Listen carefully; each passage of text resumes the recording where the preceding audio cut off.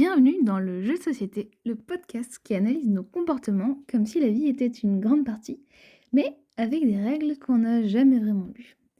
Aujourd'hui, dans cet épisode 2, on parle d'une chose que vous vivez littéralement tous les jours sans y prêter attention, le paradoxe du choix. Oui, vous savez, ce moment où vous passez 40 minutes à scroller sur Netflix pour finalement aller dormir, ou quand vous allez au resto et que la carte ressemble à un roman russe et qu'au final, vous reprenez exactement la même pizza que d'habitude parce que le changement, c'est surfait.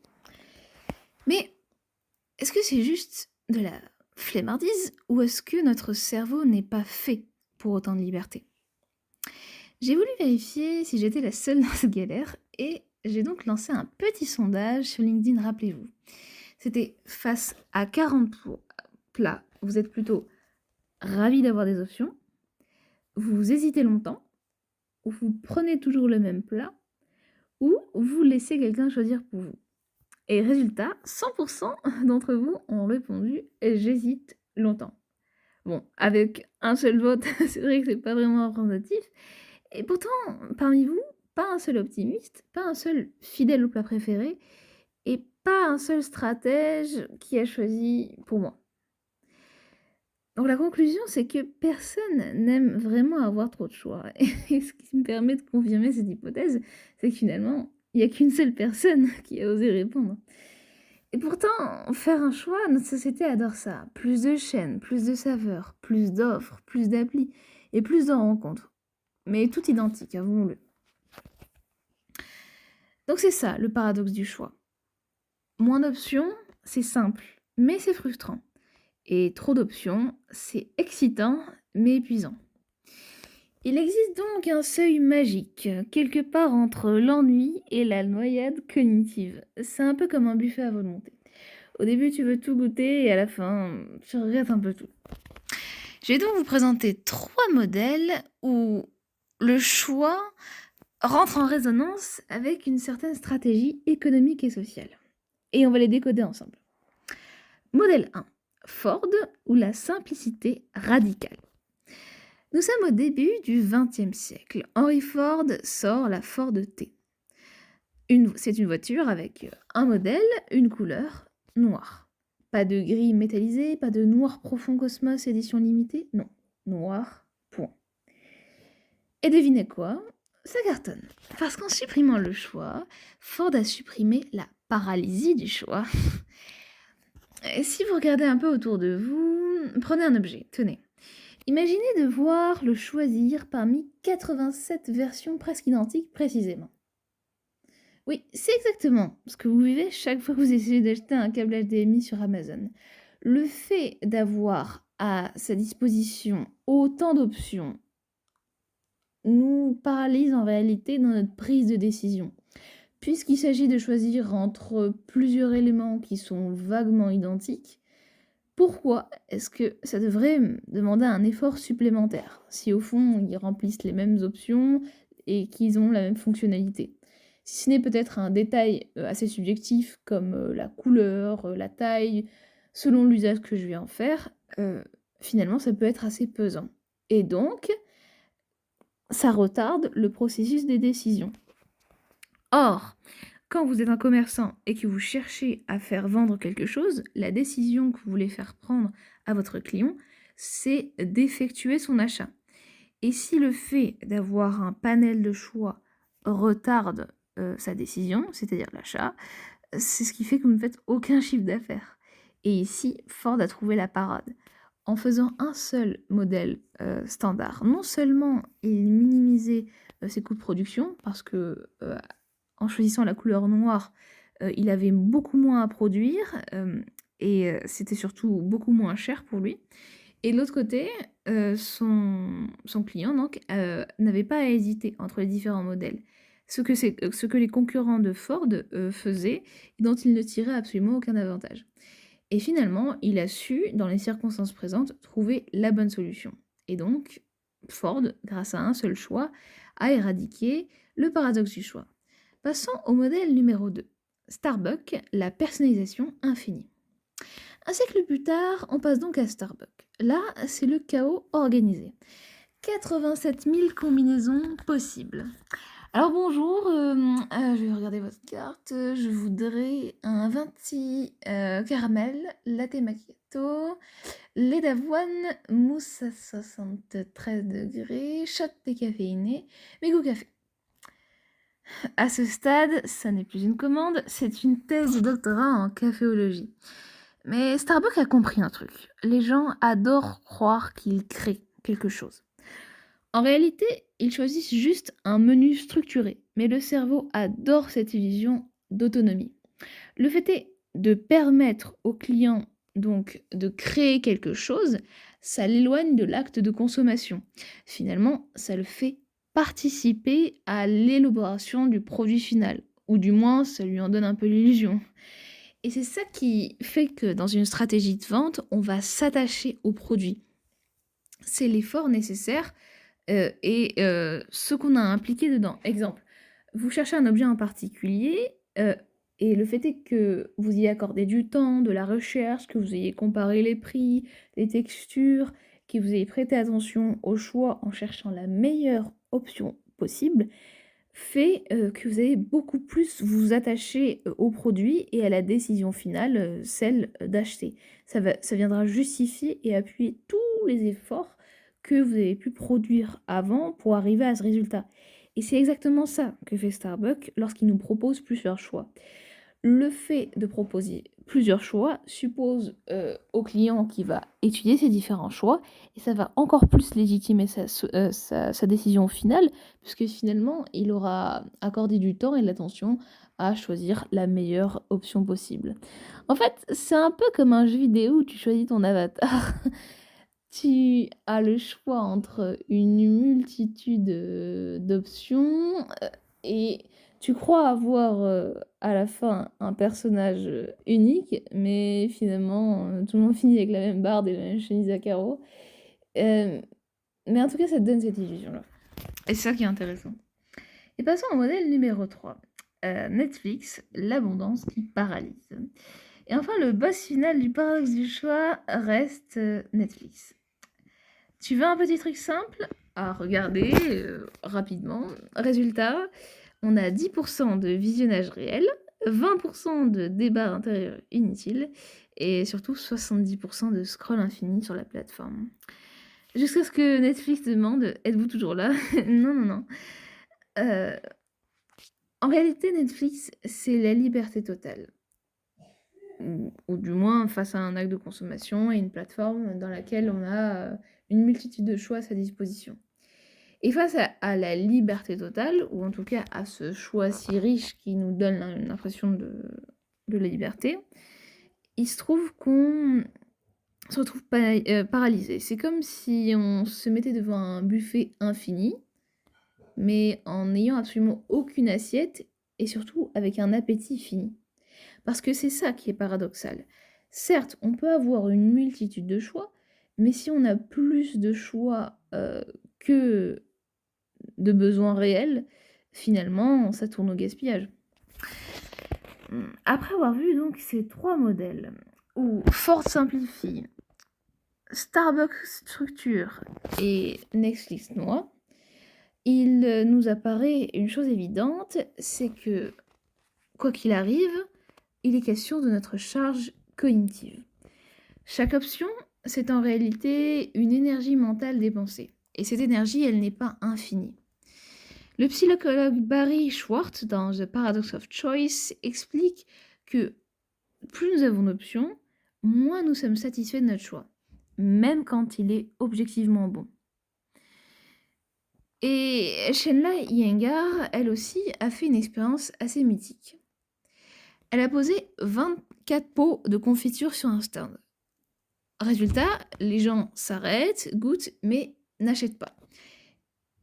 Et donc ici, le modèle échoue. C'est-à-dire que on pense donner à notre consommateur plus de choix, et ce qui va faire qu'il va s'attacher au produit, et c'est l'effet inverse. Puis elle teste une seconde chose avec un choix de 6 pots, et résultat, on a moins de curiosité, on a moins de gens qui s'arrêtent pour goûter ou pour en discuter, mais en revanche, on a plus de décisions. et donc plus d'actes d'achat. Et Daniel Kahneman, lui aussi, complète. En fait, on a beau bien étudier toutes les options possibles, finalement, on ne cherche pas vraiment le meilleur choix. Ce qu'on cherche, c'est à éviter le regret. C'est ça. Comme je vous le disais, faire un choix, c'est comme se retrouver devant un buffet infini. C'est-à-dire que, en réalité, on a notre existence même, on a un nombre de choix infini. Et le problème, c'est que nos besoins réels, eux, sont finis. En réalité, mettons qu'on a choisi un plat pour un autre, pour tel repas, qu'on ait aimé ou pas ce plat, le problème, c'est qu'on l'a mangé et qu'on sera rassasié. Et on n'aura pas besoin de prendre un autre plat. Et finalement, on aura épuisé notre réserve de choix. C'est simplement ça. Donc on ne cherche pas vraiment le meilleur choix, mais on cherche plutôt à éviter le regret. Et si on pouvait, finalement, on prendrait tous les choix possibles. Donc j'ai une petite question existentielle pour vous. Quand vous choisissez un film, un restaurant ou un job, est-ce que vous cherchez le plaisir ou juste à ne pas regretter demain votre décision d'aujourd'hui? C'est ça qui est particulier. Bon, faisons un petit test en direct. Je vais vous demander de choisir rapidement entre deux choses que vous aimez. Pas de triche, hein. Pas de réflexion non plus. Prêt? Alors, chocolat noir ou chocolat au lait? Montagne ou mer? Lire un livre ou regarder une série? Être riche ou être libre? Avoir raison ou être heureux? Ah, c'est fini. Alors vous avez choisi? Bien. Maintenant écoutez votre cerveau. Il a probablement hésité, parce que chacune de ces paires réveille un conflit de valeurs. Confort contre curiosité, plaisir immédiat contre sens. Et je ne sais pas si vous avez pu le remarquer, mais dans des formats courts comme ceux de Combini, souvent on présente des célébrités qui ont à choisir très rapidement entre ce genre de choix. C'est-à-dire chaud ou froid, ou peu importe, vraiment deux décisions, soit qui sont assez proches, soit ce sont des sortes de petits dilemmes. Et le fait qu'ils proposent ça, je trouve qu'en psychologie sociale, c'est assez intéressant. Parce qu'on demande une réaction rapide et on sait en réalité qu'il n'y a pas de bon choix. Il y a seulement, on va dire, de bonnes justifications. Comme je vous disais, le tout, ça n'est pas de faire le meilleur choix, c'est plutôt de faire un choix qu'on ne va pas regretter. Et en général, un choix que l'on ne regrette pas, c'est un choix qu'on est capable de justifier. Donc c'est exactement ça. Pour ne pas être paralysé lors d'une décision ou d'un choix qu'on doit prendre, finalement, on doit être capable de se regarder face à soi-même et de se dire quelles sont les justifications qui pourraient appuyer mon choix, tout simplement.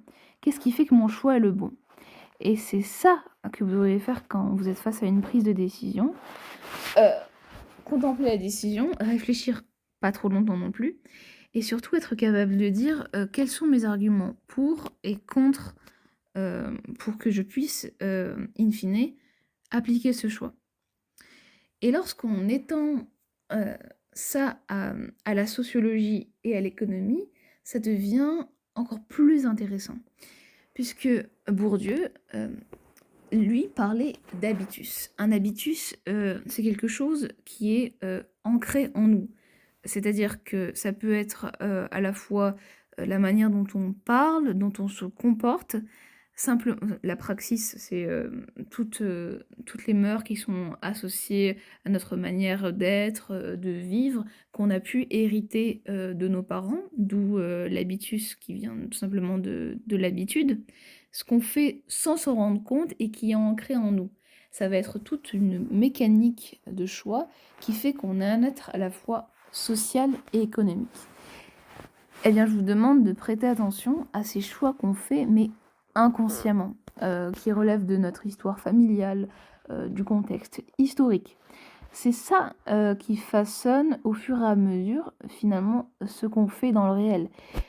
Or, l'être humain, ça n'est pas un être qui est figé dans le temps ou dans l'espace. Au contraire, il évolue en fonction des époques et c'est ce qui fait que notre société et notre économie changent de forme au fur et à mesure et c'est finalement ce qui est intéressant. Et vous me direz, quel rapport avec le choix? Eh bien, en réalité, on a toujours le choix. Où qu'on soit, quoi qu'on fasse, et quelles que soient les circonstances.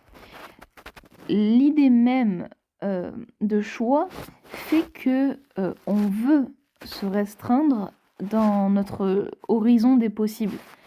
Finalement, quand je vous demande de choisir entre une glace à la fraise, à la pomme ou à l'ananas, vous n'avez le choix qu'entre ces 3 saveurs. Je vous ai pas parlé du cassis, par exemple. Mais il y a aussi quelque chose d'inhérent quand je vous propose ce choix, c'est que quoi qu'il arrive, vous allez manger une glace, alors que, je ne sais pas, vous pourriez manger, un gâteau ou toute autre sorte, de dessert.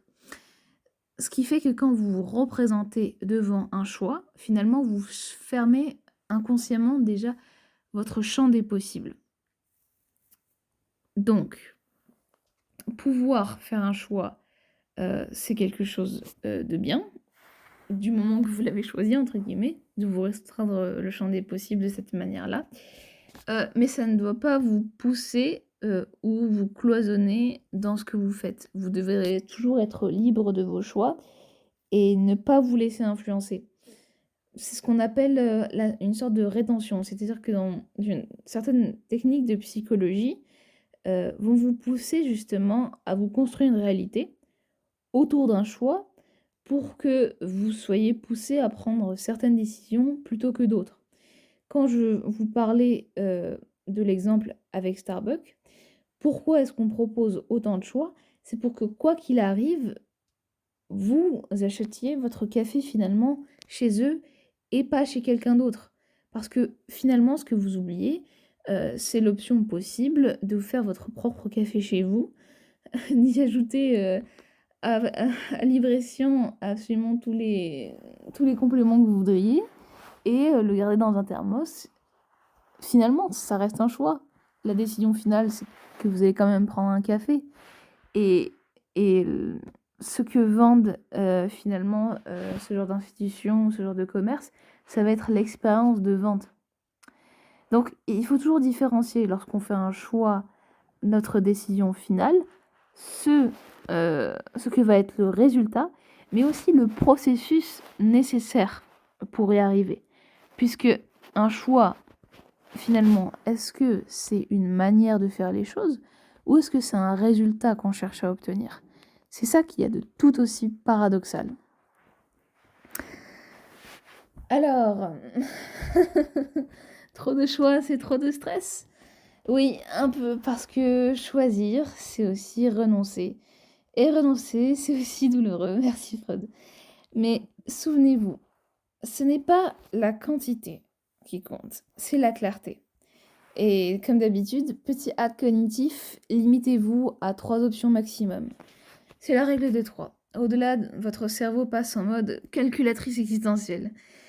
Et la prochaine fois que vous hésitez, rappelez-vous, choisir, ce n'est pas trouver le parfait, c'est avancer. Dans le prochain épisode, on parlera d'un autre piège fascinant, la mémoire. Pourquoi elle nous trahit, comment elle réécrit nos souvenirs, et surtout, pourquoi vous allez probablement oublier cet épisode d'ici demain. Et maintenant, à vous de jouer.